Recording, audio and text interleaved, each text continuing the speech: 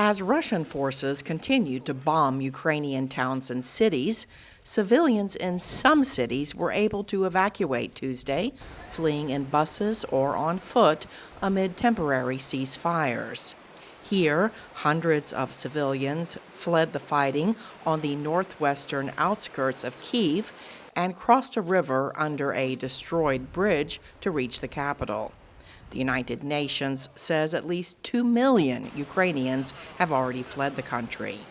In Washington, President Joe Biden announced a U.S. ban on Russian oil, gas, and coal imports, while Secretary of State Antony Blinken continued his diplomatic push to coordinate with NATO allies in Europe.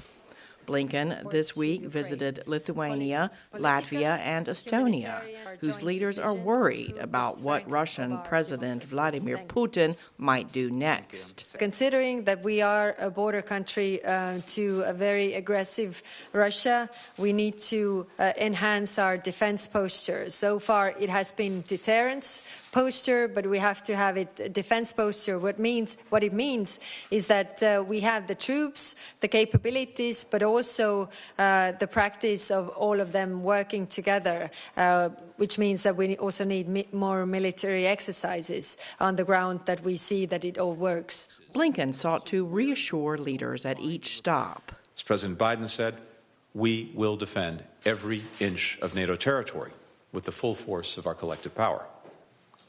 Our commitment to Article 5 is ironclad. An attack on one would be an attack on all.